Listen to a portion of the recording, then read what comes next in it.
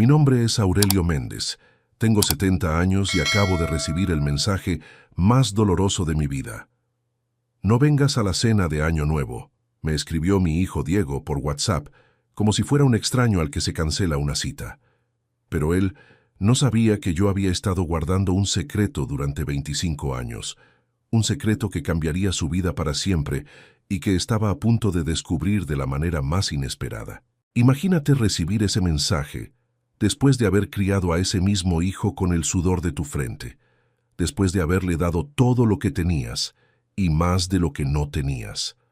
Eran las 6 de la tarde del 29 de diciembre cuando llegó ese mensaje. Yo estaba en mi pequeño departamento de 2 ambientes en el barrio de Caballito, preparando la ropa que me iba a poner para la cena familiar, esa cena que esperaba todo el año desde enero. Había planchado mi camisa celeste, la que Clara me había regalado en nuestro último aniversario juntos. Había lustrado mis zapatos marrones hasta que brillaran como espejos. Había elegido el pantalón gris que me quedaba mejor. Diego siempre organizaba la cena de Año Nuevo en su casa del country Las Lomas, esa casa de 200 metros cuadrados con jardín y pileta que yo ayudé a pagar cuando él recién se había casado. Venía con su esposa Valeria y mis 2 nietos, Sebastián y Camila. Era la única vez en el año que toda la familia se reunía. La única vez que yo me sentía parte de algo más grande que mi rutina de jubilado solitario. Ese mensaje llegó como un baldazo de agua fría mientras yo estaba mirando por 10ª vez si tenía todo listo. Había comprado regalos para mis nietos, un juego de construcción para Sebastián y una muñeca articulada para Camila. Los había envuelto con papel dorado y cintas rojas, como me había enseñado Clara décadas atrás. Los regalos estaban sobre la mesa del comedor, esperando el momento de ir al auto. Pero este año fue diferente. El mensaje llegó sin explicación, sin disculpas, sin nada. No vengas a la cena de Año Nuevo. Valeria invitó a sus padres y no hay espacio suficiente en la mesa. Así, sin más, como si yo fuera un invitado de segunda categoría en mi propia familia, como si después de 70 años de vida, después de haber trabajado como un animal para darle todo a ese hijo, yo fuera prescindible. Leí el mensaje 3 veces, pensando que había entendido mal. Después me senté en el sillón de 2 cuerpos que Clara y yo habíamos comprado en 1985, ese sillón donde habíamos visto crecer a Diego, donde habíamos consolado sus llantos de bebé, donde habíamos celebrado sus primeros pasos. Me quedé ahí mirando la pantalla del celular, esperando que apareciera otro mensaje que dijera, «Era una broma, papá», o «Me equivoqué, obvio que tenés que venir». Pero no llegó ningún otro mensaje, solo silencio. El mismo silencio que había llenado mi vida en los últimos años, desde que Diego se había ido distanciando cada vez más, desde que había empezado a tratarme como una obligación en lugar de tratarme como su padre. Te voy a contar esta historia completa, porque detrás de ese mensaje había años de desprecio acumulado, pero también había algo que Diego jamás imaginó que existía, algo que yo había estado guardando en silencio, esperando el momento adecuado para compartirlo con él, un momento que ahora llegaba de la forma más amarga posible. Mi departamento se sentía más pequeño que nunca esa noche. Era un lugar modesto, sala-comedor, cocina integrada, un dormitorio y un baño. Las paredes estaban cubiertas de fotos familiares. Clara con su vestido de novia en 1968. Diego con su guardapolvo blanco el primer día de escuela. Nosotros 3 en Mar del Plata, en las únicas vacaciones familiares que nos pudimos permitir. Cada foto me recordaba una época en la que éramos una familia de verdad, no esta versión diluida donde yo era tolerado cuando convenía. Escucha esta historia hasta el final y dime qué habrías hecho tú en mi lugar. También cuéntame desde qué ciudad me estás escuchando, porque esta historia podría pasarle a cualquiera, en cualquier lugar del mundo. Para entender bien lo que pasó, tengo que contarte quién soy y cómo llegué hasta acá. Durante 45 años, trabajé como mecánico en un taller del centro de la ciudad. Empecé como ayudante cuando tenía 16 años y terminé siendo el dueño de mi propio negocio. Me levantaba todos los días a las 5 de la mañana, Me ponía el overol azul que mi esposa Clara me planchaba todas las noches y me iba a trabajar con las manos limpias para volver con ellas negras de grasa. En el taller no solo arreglaba motores, hacía milagros. Tomaba autos que otros mecánicos habían declarado muertos y los devolvía a la vida. Clara me conoció cuando tenía 25 años. Había venido al taller porque su papá tenía un Torino que no quería arrancar. Nos casamos 2 años después, en 1968. Diego nació en 1971. Cuando lo vi por primera vez, envuelto en una mantita celeste, no podía creer que ese bebecito fuera mío. Los primeros años fueron los más felices de mi vida. Diego me ayudaba en el taller los sábados, se sentaba en un banquito y me alcanzaba las herramientas. Clara murió cuando Diego tenía 22 años. Cáncer de mama. Durante los meses de quimioterapia, Diego ayudó. Pero el que se quedó despierto todas las noches sosteniéndole la mano mientras ella lloraba de dolor era yo. Después del funeral, me quedé solo en esa casa que habíamos construido juntos Clara y yo. Diego venía los domingos a almorzar. Me contaba de su trabajo en la oficina, de sus proyectos. Cuando conoció a Valeria, me la presentó en casa. Una chica bonita, educada, pero había algo en su manera de mirarme que nunca me gustó, como si yo fuera un mueble viejo que había que tolerar. Se casaron y tuvieron a Sebastián primero, después a Camila. Cuando nacieron mis nietos, yo pensé que las cosas iban a cambiar, que la familia se iba a unir más, pero fue al revés. Las visitas empezaron a espaciarse.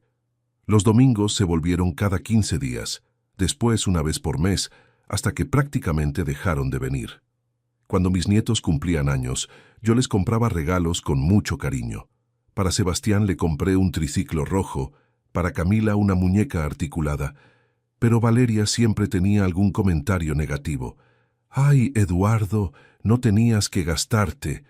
Los regalos desaparecían misteriosamente después de las visitas. Los domingos se acortaron. Antes llegaban al mediodía y se quedaban hasta las 6. Después empezaron a llegar tarde e irse temprano. Yo preparaba comida para todos, pero siempre sobraba. «No cocine tanto, los chicos comen poco», me decía Valeria, pero era mentira. Los cumpleaños se volvieron llamadas telefónicas. Las navidades, visitas de 1 hora. «Tenemos que ir a la casa de los padres de Valeria». Era la excusa de siempre. Cuando cumplí 69 años, esperé toda la tarde que vinieran. Diego me llamó a las 9. «Perdón que no pudimos ir, Valeria se sintió mal. Y ahora, después de todo lo que había pasado, después de años de sentirme como un estorbo en mi propia familia, mi hijo me cancela para la cena de Año Nuevo por mensaje de WhatsApp. Como si yo fuera un servicio que se puede suspender cuando no conviene». Y ahora, 1 año después, llegaba este mensaje. «No vengas a la cena de Año Nuevo». Como si fuera lo más natural del mundo, dejar al abuelo solo en la fecha más importante del año. Pero hay algo que Diego no sabía, algo que yo había estado guardando durante todos estos años de silencio y desprecio, algo que estaba a punto de cambiar toda la historia para siempre. Cuando tenía 45 años, poco después de que muriera Clara en marzo del 2000, tomé una decisión que cambiaría mi vida para siempre. Una decisión que ni Diego ni nadie de mi familia conocía. Una decisión que había mantenido en secreto durante 25 años completos. Con la plata del seguro de vida de Clara y los ahorros que habíamos juntado durante 32 años de matrimonio, en lugar de gastar todo en el dolor o en caprichos, decidí invertir en algo que creía que tenía futuro. Esto pasaba en el año 1999, cuando todo el mundo hablaba de Internet, pero nadie entendía realmente lo que se venía. Clara había tenido un seguro de vida de $25,000 a través de su trabajo en la fábrica textil. Era una suma importante para nosotros en esa época, equivalente a 2 años de mi sueldo en el taller. Además teníamos $15,000 ahorrados en plazo fijo, dinero que habíamos guardado peso a peso durante décadas, renunciando a vacaciones, a ropa nueva, a salidas al cine. Un día de agosto del 99, mientras tomaba café en el bar de la esquina después del trabajo, estaba leyendo el diario La Nación cuando vi una noticia pequeña, perdida entre las páginas de economía. El título decía: Amazon, la librería virtual que quiere conquistar el mundo. Era apenas un artículo de 10 líneas que explicaba cómo una empresa estadounidense vendía libros por Internet sin tener locales físicos. La mayoría de la gente pensaba que era una locura. ¿Cómo vas a comprar un libro sin hojearlo antes?, decían mis compañeros del taller. ¿Cómo sabes si te va a gustar si no lo podés tocar? Pero yo, que había visto evolucionar la tecnología en los autos durante décadas, que había visto cómo las computadoras empezaban a aparecer en las oficinas, intuía que algo grande se venía. En el taller habíamos empezado a usar equipos de diagnóstico computarizados para detectar fallas en los motores, máquinas que antes ni existían y que ahora eran indispensables. Si la tecnología podía cambiar tanto la mecánica automotriz, ¿por qué no iba a cambiar la manera de comprar y vender cosas? Durante varias semanas investigué todo lo que pude sobre esta empresa Amazon. Iba a la biblioteca del barrio después del trabajo y pedía que me prestaran revistas de economía internacionales. Leía todo lo que encontraba sobre Internet, sobre comercio electrónico, sobre el futuro de los negocios. La mayoría de los artículos estaban llenos de palabras técnicas que no entendía, pero había algo que me quedaba claro. El mundo estaba cambiando. Un martes de septiembre fui al Banco Nación del Centro y pregunté si era posible comprar acciones de empresas extranjeras. El empleado me miró como si le hubiera pedido comprar una parte de la luna. Don Aurelio, ¿usted está seguro de lo que quiere hacer? Esas inversiones son muy riesgosas. Puede perder todo su dinero. Pero yo tenía una corazonada que no me dejaba tranquilo. Era la misma sensación que tenía cuando miraba un auto y sabía exactamente qué le pasaba sin ni siquiera abrir el capó. Una intuición que me había servido durante décadas para diagnosticar problemas mecánicos. Solo que esta vez no estaba diagnosticando un motor, sino el futuro. El proceso para comprar acciones extranjeras era complicado en esa época.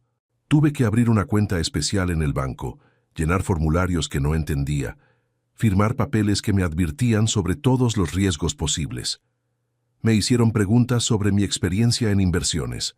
Ninguna. Sobre mi conocimiento de mercados internacionales. Nulo. Sobre mis ingresos, jubilación mínima. Don Aurelio, me dijo el gerente de cuentas, considerando su perfil, le recomiendo que mantenga su dinero en plazo fijo. Es más seguro. Pero yo ya había tomado la decisión. Invertí $40,000 en acciones de Amazon, que era casi todo el dinero que tenía en el mundo. Guardé solo $5,000 como reserva de emergencia. Diego nunca supo de esa inversión. Cuando me preguntaba qué había pasado con el dinero del seguro de Clara, yo le decía que había pagado los gastos del funeral, que había arreglado algunas cosas de la casa, que había guardado un poco para emergencias. No era mentira del todo, pero tampoco era toda la verdad. Durante los primeros años no pasó nada espectacular. Las acciones subían un poco, bajaban un poco. En el 2001, cuando explotó la burbuja de Internet, mi inversión se desplomó. Los $40,000 se convirtieron en 15,000 en cuestión de semanas. Pensé que había cometido el error más grande de mi vida, que había desperdiciado la herencia que Clara me había dejado. Pero no vendí. Algo me decía que tenía que aguantar, que los cambios tecnológicos no iban a desaparecer por una crisis temporal. Siguiendo mi instinto, cuando las acciones estaban baratas, compré más.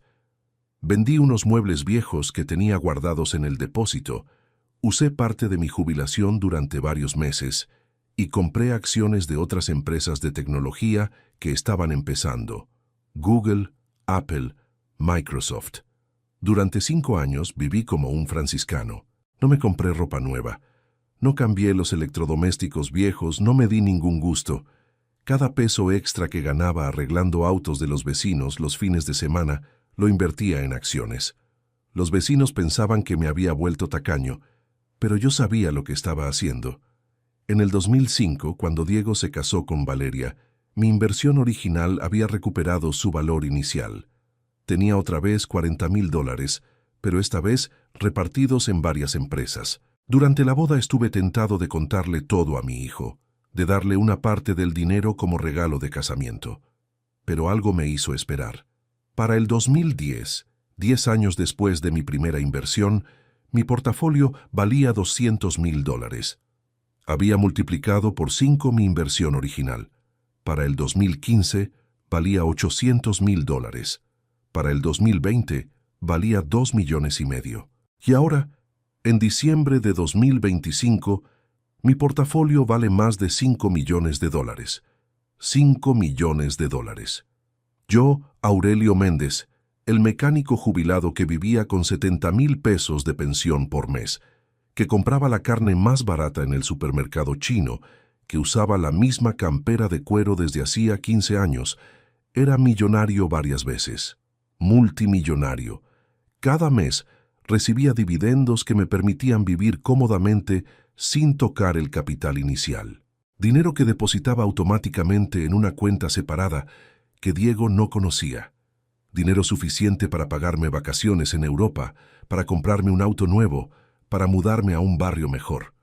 Pero yo seguía viviendo como siempre, guardando el secreto, esperando el momento adecuado. ¿Por qué guardé el secreto durante todos estos años? Porque quería sorprender a Diego en el momento justo. Quería dárselo como herencia, cuando él realmente lo necesitara, o cuando yo ya no estuviera y él encontrara todos los papeles entre mis cosas. Imaginaba su cara cuando descubriera los estados de cuenta del banco, cuando viera las cifras, cuando entendiera que su viejo mecánico había sido más inteligente de lo que él creía. Imaginaba cómo se iba a sentir orgulloso de su padre, cómo iba a contar a todo el mundo la historia del abuelo que supo ver el futuro antes que nadie. Mi viejo compró acciones de Amazon en el 99. Los escuchaba diciendo en mi imaginación. Era un visionario, era más inteligente que todos nosotros juntos. Pero ese mensaje de WhatsApp lo cambió todo. No vengas a la cena de Año Nuevo. En ese momento decidí que Diego iba a enterarse de mi fortuna, pero no de la manera que yo había planeado durante 25 años. Esa noche del 29 de diciembre, después de leer el mensaje por 10ª vez, saqué de mi caja fuerte todos los documentos que había guardado durante 25 años. Estados de cuenta del banco, certificados de acciones, reportes de dividendos, todo lo que probaba que yo no era el viejo pobre que mi familia creía. Tomé una decisión que sabía que no tenía vuelta atrás. Si mi hijo creía que podía descartarme como si fuera un estorbo, estaba muy equivocado. Si pensaba que yo no tenía opciones, que dependía de su caridad para sentirme parte de la familia, estaba muy equivocado. Al día siguiente, 30 de diciembre, hice algo que Diego jamás imaginó que yo pudiera hacer. La primera llamada la hice a las 8 de la mañana del 30 de diciembre. Llamé a un abogado especialista en sucesiones que encontré por internet, el doctor Ramón Ibáñez. Doctor, tengo 70 años, $5 millones en patrimonio y un hijo que acaba de demostrarme que no me merece. Necesito hacer algunos cambios urgentes en mi testamento. El abogado se sorprendió con la cifra, pero cuando le expliqué toda la situación me dijo: «Don Aurelio, usted tiene todo el derecho de disponer de su patrimonio como considere conveniente. ¿Qué tiene en mente?». Le expliqué mi plan. Quería cambiar mi testamento de una manera que Diego se enterara inmediatamente, pero que las consecuencias las viviera por el resto de su vida. La segunda llamada la hice a un escribano que el abogado me recomendó. «Necesito que los papeles estén listos antes de fin de año», le dije. «Y necesito que se los entreguen a mi hijo mañana, 31 de diciembre, exactamente a la hora en que debería estar empezando su cena de Año Nuevo». La tercera llamada la hice a una fundación benéfica que ayuda a ancianos abandonados por sus familias. «Quiero hacer una donación importante», les dije, «pero con condiciones muy específicas». Pasé todo el 30 de diciembre preparando los documentos, firmando papeles, confirmando que todo estuviera en orden. Por primera vez en años me sentí poderoso. Me sentí dueño de mi destino. Esa noche, mientras Diego estaba en su casa preparando la cena para los padres de Valeria, yo estaba en mi departamento organizando la sorpresa más grande de su vida. El 31 de diciembre me desperté temprano y desayuné tranquilo, sabiendo que sería un día que mi hijo nunca iba a olvidar. A las 10 de la mañana recibí una llamada del escribano confirmando que todo estaba listo. «Don Aurelio, El mensajero va a entregar los documentos a las 8 de la noche, justo cuando usted me pidió. Perfecto. Justo cuando Diego estuviera brindando con los padres de Valeria, celebrando cómo había logrado tener una cena familiar sin el estorbo del abuelo. Durante todo el día me mantuve ocupado para no pensar demasiado en lo que venía. Limpié el departamento, organicé mis cosas, caminé por el barrio. Varios vecinos me saludaron y me desearon feliz año nuevo. ¿Va a cenar con su familia, don Aurelio?, me preguntó la señora Rosa, que tiene el kiosco de la esquina. No, este año voy a tener una cena muy especial, le respondí, y no mentía. Iba a ser una cena especial, aunque yo estuviera solo. A las 6 de la tarde me bañé, me puse mi mejor camisa y preparé una cena sencilla para mí. Un bife con ensalada, una copa de vino tinto y un pedazo de pan dulce que había comprado en la panadería del barrio. A las 7:30 me senté frente al televisor a esperar. Los noticieros hablaban de los festejos de fin de año, de las familias reunidas, de la importancia de estar juntos en fechas especiales. ¡Qué ironía! A las 8 en punto sonó mi teléfono. Era Diego. ¿Papá? Sí, Diego. Papá, acaba de llegar un mensajero con unos papeles para mí. Dice que son de parte tuya. Sí, son míos. ¿Los abro? Ábrelos. Podía escuchar el ruido de papel al fondo, las voces de Valeria y sus padres preguntando qué pasaba, el sonido de los chicos jugando en otra habitación. Papá, esto dice que vos tenés 5 millones de dólares. ¿Es una broma? No es una broma, Diego. Papá, esto dice que cambiaste tu testamento, que yo ya no soy tu heredero. Así es. ¿Pero por qué? ¿Qué hice mal? Esa pregunta me dolió más que el mensaje de WhatsApp. Después de años de abandono, después de cancelarme para Año Nuevo, me preguntaba qué había hecho mal. Diego, ¿realmente no sabes qué hiciste mal? ¿Realmente no te das cuenta? Se hizo un silencio largo. Podía escuchar a Valeria al fondo, preguntando qué pasaba, por qué Diego estaba tan alterado. Papá, si esto es por lo de la cena, yo te puedo explicar. No, Diego. Esto no es por la cena de esta noche. Esto es por todas las cenas de los últimos 5 años. Por todos los cumpleaños que no viniste. Por todas las navidades que te fuiste temprano. Por todos los domingos que me cancelaste. Por tratarme como si fuera un mueble viejo que molesta. Pero papá, yo nunca quise... Diego, vos nunca quisiste saber cómo estaba. Nunca quisiste saber si necesitaba algo. Nunca quisiste saber si me sentía solo. Solo querías cumplir con la obligación de visitarme cuando no te quedaba otra opción. Las voces de fondo se habían callado. Aparentemente toda la familia estaba escuchando la conversación. Papá, ¿quién va a heredar entonces? ¿Mi tía Carmen? Carmen era mi hermana, que vivía en otra ciudad y que siempre había mantenido contacto conmigo, que me llamaba todas las semanas para saber cómo estaba. No, Diego. Tu tía va a recibir una parte, pero la mayor parte de mi fortuna va a ir a una fundación que ayuda a ancianos abandonados por sus familias. ¿Una fundación? Sí, una fundación que se va a llamar Clara Méndez, en honor a tu madre. Una fundación que va a ayudar a viejitos que están en la misma situación que yo, viejitos cuyos hijos no tienen tiempo para ellos, viejitos que pasan las fiestas solos porque sus familias los consideran un estorbo. Diego empezó a llorar. Lo podía escuchar sollozar del otro lado del teléfono. Papá, perdóname. No sabía que tenías tanto dinero. El problema, Diego, no es que no sabías que yo tenía dinero. El problema es que no sabías que yo tenía sentimientos. Esa frase se la había escuchado a un actor en una película, pero me pareció perfecta para el momento. Papá, ¿puedo ir a verte? ¿Podemos hablar? Podés venir cuando quieras, Diego. Pero no vas a venir porque ahora sabes que soy rico. Vas a venir porque recordaste que soy tu padre. Colgué el teléfono y me serví otra copa de vino. Afuera se escuchaban los fuegos artificiales de alguna familia que ya había empezado a festejar. Yo brindé conmigo mismo por haber tomado la decisión más difícil de mi vida. A las 9 de la noche sonó el portero eléctrico. Era Diego, que había venido solo. Hola, papá. Hola, hijo.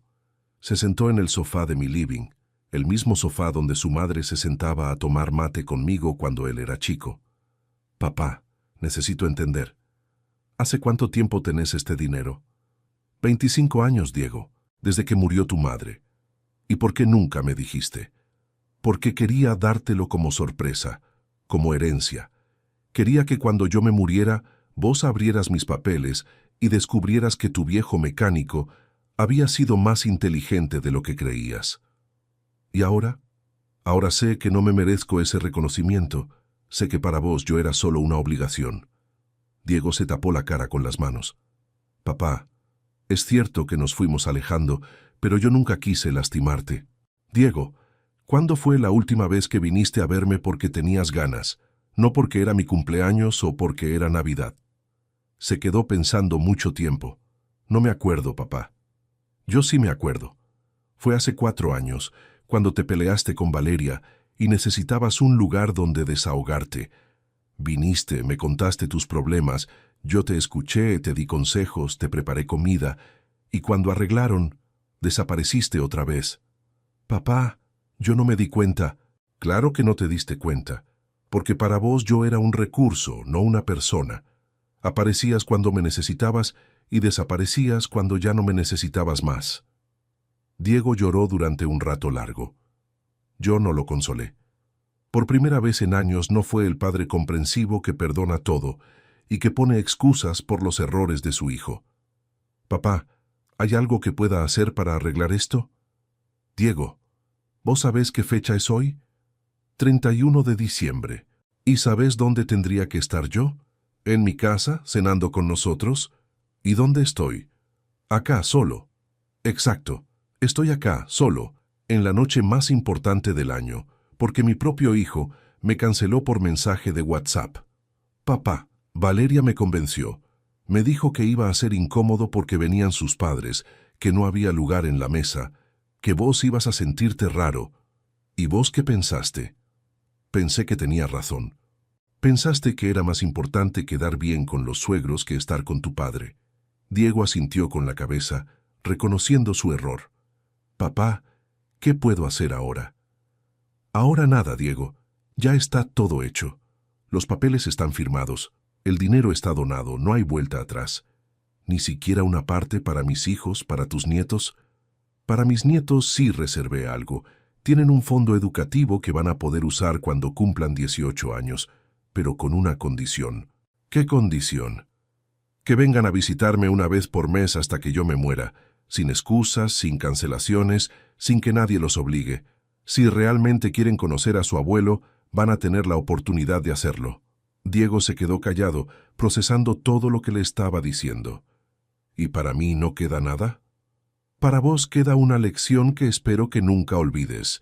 Queda el conocimiento de que perdiste $5 millones por un mensaje de WhatsApp. Queda la certeza de que tu viejo mecánico era más inteligente que vos. Y queda la oportunidad de cambiar, aunque ya sea tarde. A las 11 de la noche, Diego se fue. Antes de irse me abrazó fuerte, como no me abrazaba desde que era chico. Papá, sé que ya no puedo cambiar lo que hice, pero sí puedo cambiar lo que voy a hacer de acá en adelante. Eso espero, Diego. Pero ya no vas a hacerlo por mi dinero, sino por mí. Se fue caminando en silencio. Por la ventana lo vi subir a su auto y quedarse sentado adentro durante mucho tiempo, probablemente llorando, probablemente pensando en todo lo que había perdido. A las 12 de la noche brindé solo, con la televisión de fondo mostrando los festejos en la Plaza de Mayo. Brindé por Clara, que me había dejado el dinero que cambió mi vida. Brindé por mi decisión de invertir en lugar de gastar. Y brindé por haber tenido el coraje de ponerle límites a mi propio hijo. Han pasado 3 meses desde esa noche de Año Nuevo, que cambió todo para siempre. Diego viene a visitarme todos los domingos sin falta, como cuando era joven y Clara todavía vivía. Llega a las 10 de la mañana, se queda hasta las 6 de la tarde. Hablamos, cocinamos juntos, miramos televisión, jugamos a las cartas. Es como si hubiera recuperado al hijo que había perdido hace años, pero ahora bajo circunstancias completamente diferentes. Lo curioso es que ahora que Diego sabe que no va a heredar nada, Viene más seguido que cuando pensaba que toda mi fortuna iba a ser suya. Ya no viene por obligación o por interés. Viene porque finalmente entendió que soy su padre y que el tiempo que tenemos juntos es limitado e irreemplazable. Valeria no vino más después de esa noche. Aparentemente no puede perdonarle a Diego haber perdido la herencia por no saber manejar la relación conmigo. Según me cuenta Diego, ella le grita todas las noches: si hubieras sabido valorar a tu padre, ahora seríamos millonarios. Por tu culpa, nuestros hijos no van a poder estudiar en universidades privadas. Por tu culpa, vamos a tener que trabajar hasta los 70 años. Es irónico cómo Valeria ahora valora tanto la relación con el suegro, que siempre despreció. Pero Diego me dice que él está más tranquilo sin esos reproches constantes. Papá, me dijo el último domingo, me di cuenta de que estaba casado con alguien que solo me quería por lo que yo podía darle. Igual que pasó entre nosotros durante estos últimos años. Yo solo venía a verte por cumplir. Y ella solo me quería por el dinero que creía que íbamos a heredar. Pero sus hijos, Sebastián y Camila, empezaron a visitarme una vez por mes, tal como estipulaba la condición del fondo educativo que les dejé. Al principio venían acompañados por Diego, pero después empezaron a venir solos, en colectivo, como dos chicos grandes que habían tomado la responsabilidad de conocer realmente a su abuelo. La primera vez que vinieron solos, sin sus padres, fue un domingo de febrero. Sebastián llegó con su bicicleta BMX azul, la misma que yo le había regalado para su cumpleaños de 15. Camila trajo una mochila con libros y cuadernos. Abuelo, me dijo, mamá dice que tenemos que venir porque si no, no vamos a tener plata para la universidad. Pero yo quiero venir porque me gusta estar acá contigo. Esa tarde preparamos empanadas juntos en la cocina. Sebastián picó la cebolla, llorando como loco, igual que hacía su papá cuando era chico. Camila amasó la masa para las tapas y yo cociné el relleno de carne con las especias que me había enseñado Clara. Mientras cocinábamos, ellos me contaron de sus problemas en el colegio, de sus amigos, de sus sueños para el futuro. Abuelo, me preguntó Camila mientras estirábamos la masa, ¿es verdad que papá te hizo algo malo y por eso perdimos la herencia? Su pregunta era directa, sin filtros, como solo saben preguntar los chicos de 12 años. No, mi amor, papá no hizo algo malo intencionalmente. Papá se olvidó de algo muy importante. ¿De qué se olvidó? Se olvidó de que los abuelos también tenemos sentimientos. Se olvidó de que necesitamos amor, no solo respeto de compromiso. Sebastián, que es más grande y entiende mejor las cosas, me dijo, «Abuelo, ¿vos estás enojado con papá?» Había heredado la misma manera directa de preguntar de su hermana. «No, Sebastián, ya no estoy enojado. Estar enojado es gastar energía en el pasado. Prefiero usar mi energía para construir un futuro mejor con ustedes, para conocerlos de verdad, para que ustedes me conozcan a mí». Esa tarde, mientras comíamos las empanadas que habíamos hecho juntos, Camila me dijo algo que me llegó al alma. «Abuelo, me gusta más cuando venimos por amor que cuando veníamos por compromiso. Antes mamá nos apuraba todo el tiempo para irnos. Ahora podemos quedarnos tranquilos». Sebastián agregó, «Antes vos siempre parecías triste cuando nos íbamos. Ahora te veo contento». Estos chicos habían notado todo, habían sentido la diferencia entre las visitas obligadas y las visitas genuinas. La Fundación Clara Méndez ya está funcionando desde febrero. Con mis $5 millones compramos una casona antigua en el barrio de San Telmo y la convertimos en un hogar de día para ancianos que están solos. No es un geriátrico donde van a esperar la muerte, sino un lugar donde van a vivir, a socializar, a sentirse útiles y queridos. El lugar tiene 20 habitaciones individuales, una cocina comunitaria, una sala de estar con televisión y biblioteca, un patio interno con plantas y pajaritos y hasta un pequeño taller donde los huéspedes pueden hacer trabajos manuales. Cada habitación tiene baño privado, calefacción y aire acondicionado. Es el lugar donde a mí me hubiera gustado vivir si hubiera tenido que dejar mi departamento. Yo voy todos los martes y jueves a colaborar como voluntario. Ayudo con las actividades, Organizo talleres de mecánica para los que quieren aprender. Cuento historias de mi época de trabajador. Juego a las cartas. Escucho a quienes necesitan desahogarse. Me siento útil. Me siento valorado. Me siento parte de algo importante. Don Facundo, un ex ferroviario de 78 años cuyos hijos viven en España y no lo han visitado en 5 años, se convirtió en mi mejor amigo en la fundación. Jugamos al dominó todas las tardes. Compartimos anécdotas de trabajo. Nos damos consejos mutuos. La familia de sangre no siempre es la familia del corazón, me dice siempre. A veces hay que buscar tu propia tribu. La señora Esperanza, que tiene 75 años y cuyos hijos también la abandonaron, me dijo la semana pasada algo que me marcó. Don Aurelio, usted es un ejemplo para todos nosotros. Demostró que uno puede elegir cómo termina su historia, que no tiene que resignarse a ser tratado mal. Otra residente, doña Marta, de 82 años, me contó que sus hijos la habían internado en un geriátrico público horrible y que nunca la visitaban. Acá me siento como una persona otra vez, me dice, no como un estorbo que hay que esconder. El mes pasado Diego me acompañó a la fundación por primera vez desde que se inauguró. Quería conocer el lugar donde se había ido el dinero que él perdió por su descuido. Conoció a los 15 ancianos que viven ahí permanentemente y a los 30 que van durante el día. Vio cómo esa plata está cambiando vidas reales, cómo está dándole dignidad a gente que había sido descartada por sus propias familias. Mientras recorríamos las instalaciones, Diego pudo hablar con don Facundo, que le contó su historia. Su papá, le dijo mi amigo, es el hombre más generoso que conocí. Gracias a él, en lugar de estar muriendo de tristeza en un geriátrico del gobierno, estoy viviendo con dignidad, rodeado de amigos, sintiéndome útil. Papá, me dijo Diego al final de la visita, con los ojos llenos de lágrimas, entiendo perfectamente por qué hiciste lo que hiciste. Este dinero está mucho mejor acá que en mis manos. Estas personas lo necesitaban más que nosotros. No, Diego. Este dinero estaría perfecto en tus manos si vos fueras la persona que yo creía que eras cuando lo empecé a ahorrar. Pero tuviste que demostrarme que no lo eras para que yo entendiera que había un destino mejor para mi fortuna.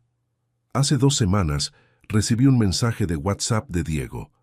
Por un momento me asusté, pensando que otra vez me iba a cancelar algo, que otra vez me iba a llegar un mensaje hiriente. Pero esta vez el mensaje decía, «Papá, ¿te gustaría venir el domingo a almorzar con nosotros? Los chicos quieren cocinar para el abuelo». Esta vez no era una obligación. Esta vez no era porque tocaba la fecha de visitarme. Esta vez no era para cumplir con una formalidad familiar. Esta vez era porque realmente querían que estuviera ahí, porque habían extrañado mi presencia. Fui al almuerzo y pasamos una tarde hermosa, la mejor que habíamos tenido en años. Sebastián y Camila me prepararon unas milanesas con puré, que les quedaron un poco quemadas, pero que comí como si fueran el mejor plato del mundo. Jugamos a la escoba de 15 hasta las 5 de la tarde. Miramos una película juntos en el sillón, tomamos mate en el patio mientras el sol se ponía. Cuando me estaba yendo, Camila me abrazó fuerte y me dijo algo que me emocionó hasta las lágrimas. «Abuelo, te quiero mucho. Gracias por enseñarnos que las personas tienen que ganar el cariño, no recibirlo regalado». Esa nena de 12 años había entendido perfectamente la lección que yo había tratado de enseñar. Sebastián, más tímido pero igual de profundo, me dijo, «Abuelo, cuando sea grande quiero ser como vos, alguien que sabe defender lo que está bien, aunque cueste caro». ¿Sabes qué descubrí en estos 3 meses? Que perder $5 millones puede ser la mejor inversión de tu vida si a cambio ganás respeto y dignidad. Que a veces hay que arriesgar lo que tenés para conseguir lo que necesitas. Que el dinero sin amor no vale nada, pero el amor con dignidad lo vale todo. Diego perdió una fortuna, pero recuperó a su padre. Yo perdí una herencia, pero gané el respeto de mi familia y la satisfacción de haber ayudado a gente que realmente lo necesitaba. Mis nietos perdieron $5 millones, pero ganaron un abuelo que se valora a sí mismo y que les está enseñando sobre los valores que realmente importan en la vida. La semana pasada, mientras tomaba mate con don Facundo en el patio de la fundación, él me dijo algo muy sabio. Aurelio, la venganza más dulce no es hacerle daño al que te lastimó. La venganza más dulce es vivir bien a pesar de lo que te hicieron. Y tiene razón. Yo estoy viviendo mejor que nunca. Me levanto cuando quiero, como lo que se me antoja. Voy a donde tengo ganas de ir. Nadie me trata como un estorbo. Nadie suspira cuando me ve llegar. Nadie calcula cuánto les cuesta mantenerme. Nadie me cancela por WhatsApp. El otro día, caminando por el parque con Diego y mis nietos, él me dijo, «Papá, ¿no te arrepentís de nada de lo que hiciste?» «¿Sabes de qué me arrepiento?», le respondí. «Me arrepiento de haber esperado tanto tiempo para valorarme a mí mismo. Me arrepiento de haber aguantado años de desprecio, pensando que era normal. Me arrepiento de no haber puesto límites antes». «¿Y no extrañas la plata?» «No extraño la plata, Diego. La plata sin dignidad no vale nada. Prefiero vivir tranquilo con mi jubilación, siendo respetado y querido, que vivir como millonario siendo tratado como un mueble viejo. Dentro de 2 semanas voy a cumplir 71 años. Diego ya me confirmó que van a venir todos a festejar. Él, Sebastián y Camila. Esta vez van a llegar temprano y se van a quedar hasta tarde. Esta vez van a venir porque quieren estar, no porque tienen que estar. A veces me pregunto qué habría pasado si les hubiera contado a Diego sobre los terrenos y las inversiones antes de que me echara de la cena de Año Nuevo. Pero después pienso que tal vez fue mejor así. Tal vez necesitaba pasar por todo esto para descubrir de qué estaba hecho realmente, para aprender a defenderme, para entender que mi valor como persona no dependía de cuánto dinero tenía en el banco. También pienso en Clara y en lo orgullosa que estaría de la decisión que tomé. Ella siempre me decía, «Aurelio, vos sos un hombre bueno, pero a veces sos demasiado bueno.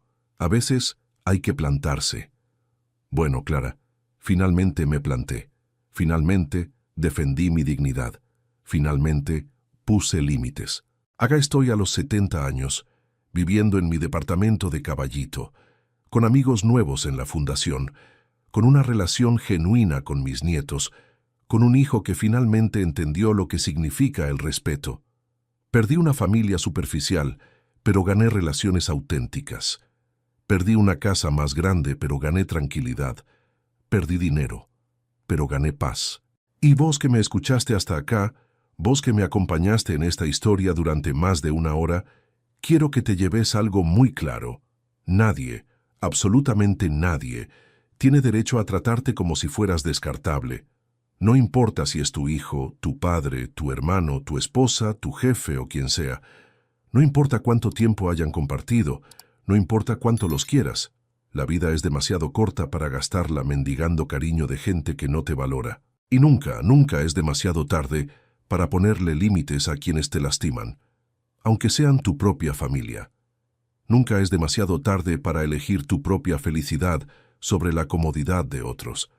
Yo tengo 70 años y acabo de aprender que el respeto propio no tiene edad, que la dignidad no se negocia, que a veces hay que perder para ganar, y que el mejor legado que le podés dejar a tu familia no es dinero, sino el ejemplo de una persona que supo defenderse cuando fue necesario.